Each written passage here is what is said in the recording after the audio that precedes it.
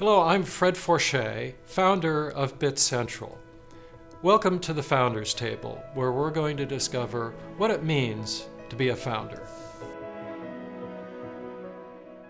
I'm Bob Gold, president of Bob Gold & Associates, an agency I created that's been around for over 25 years, and Fred was one of my first clients. We have known each other for over 24 years, and Fred, I gotta say, I am one of your greatest admirers. A great man once said, being a founder requires 99% perspiration and 1% inspiration. Do you agree? Disagree? Yeah, I think that it's mostly inspiration because that's what drives you through the day. And that's what makes that perspiration work. And there's a lot to essentially push through all the barriers that you run into as both a founder and someone who is a visionary. You have had so many different kinds of jobs of different companies that you've created. You started as a young kid, selling yachts, and that led you to getting into the satellite industry? How did that happen? Right. So I was a yacht broker. I had developed a molding method when I was building an ultralight boat when I was younger, and I had a patent on that process. So I wanted a way to R&D the patent and turn it into a real product. And it just through a miraculous circumstances, kind of God led me into this, I found satellite dishes was the product. And it was at the beginning of the whole satellite industry. So HBO had just launched on satellite and MTV and the others. So this was a fascinating time. And we started building these dishes. They were 12 feet in diameter.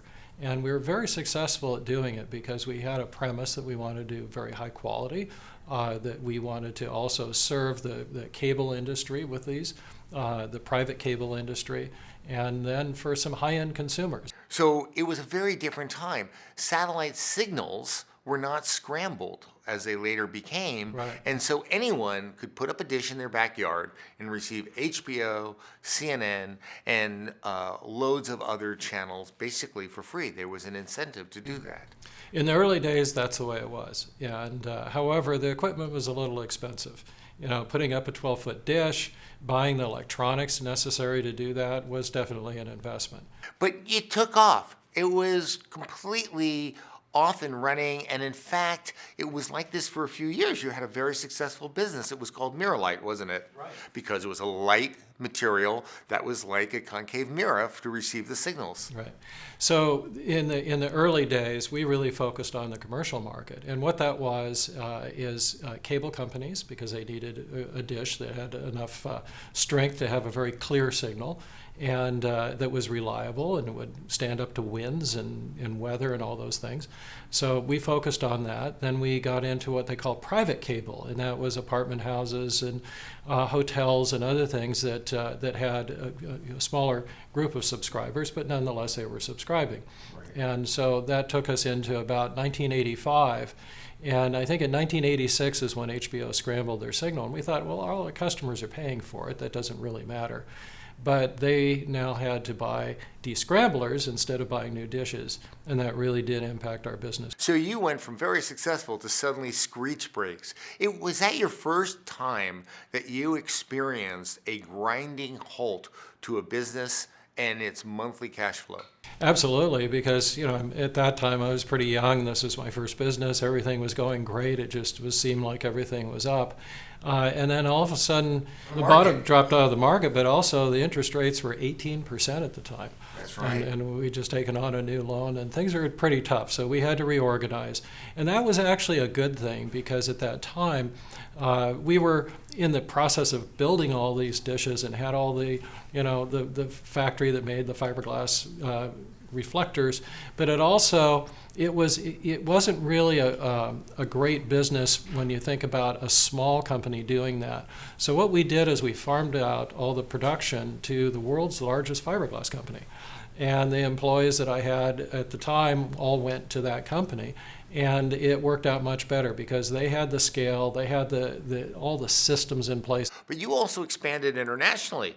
In the country of Morocco, we had a great contract. We put in 16 sites that were essentially television retransmission sites. And at the time, the country of Morocco had a war going on with Mauritania. It was funded by the Soviets and they call them the Polisario or the communists. And there was going to be a referendum, and it was for the people in the Sahara Desert to be able. These are Bedouins. They know no nationality, and it was for them to vote on: did they want to be Moroccan? Did they want to be, Mauritanian? What did they want to be? Right. And so that in leading up to that, the king of Morocco said, well, let's put in television so people could actually view Moroccan TV, and then they could decide. So that was a very shrewd move on their part. So we put in these sites all around the Sahara Desert that received satellite and then rebroadcasted television. And you expanded even into Russia. What was that about? One of our distance learning customers, which is Brown University, Gorbachev's son was there as a professor, and they wanted to build a video conferencing link between Russia and the United States. It was between the Academy of Science in Moscow. And so we kind of worked a deal that said, well, if we build you the video conference link, we can get some extra data capacity out of that and try running a telephone network on it. So we investigated what it took to get an international common carriers license, in which we did, and we found a great partner in Russia to work with, and we actually built a international telecom, and we were the first in Moscow to operate as an international common carrier outside of the Intelsat Rustelecom monopoly. You actually went further. You got engaged by the U.S. government for their communication. They had very high standards. The challenge is how do you get from into the actual embassy?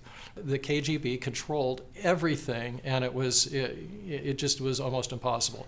Eventually, we did get fiber into Moscow, into the embassy there, into the U.S. embassy, and we were able to meet our requirement. So each time I hear that you are discovering an opportunity, but also finding a rather significant obstacle. How do you get past that? What does it take as an individual to do that?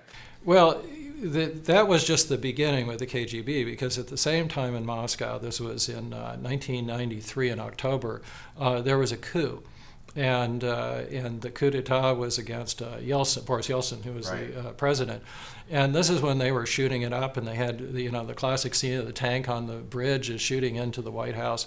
Well, our offices were there. Our offices were on fire. We had our employees taken hostage, Right. and it was really bad. So that set us back. We were actually down for about a week because of the fire in the building, and just trying to recover from all that. With a change in government, I'm sure DirectNet time was coming towards an end. What happened to that business? Well, really what happened was the business actually grew quite well, and it eventually peaked out about $80 million in revenue. What happened to the business, though, is the business didn't necessarily adapt to newer technologies, IP technologies, and I left the business and was actually voted out as the CEO because the board wanted to run the business like a utility, and they felt I was running it like a tech company. Right. So because of the lack of innovation, at the end of the decade, this was at the 1999, there was a big telecom shakeout, and the business didn't make it. Do you feel you have some advice for young founders that you'd like to offer up if you're getting started in a business? What does it take? First of all, it's the vision, because that's what starts it all. It's the vision of knowing that you need to get to a certain point, and that what it takes to get there is going to take a lot of perseverance, because it's not going to be easy. There's a lot of challenges in that. And that vision, as you test it, it's going to morph into something different. And so you have to be understanding when it's time to pivot, as they say, but also when it's time to hold fast and to just move through the barriers. So those are kind of key things in being a, we'll call it the visionary. Sometimes there is a time you have to say, this isn't working, we just got to move off of this. But then again, sometimes people do that too soon. they meet some resistance, they move away, and they don't move through those barriers. And that's the hard part, is getting through them. Knowing when to hold them or when to fold them, Right. as Kenny Rogers once sang, Right. is the big challenge. Well, in our next episode of the Founders Table, we're going to take a look at Bitcentral and what you did in this career of building this amazing company on media workflows, which again is entirely different than anything else you had ever done previously. Stay tuned for more of the Founders Table.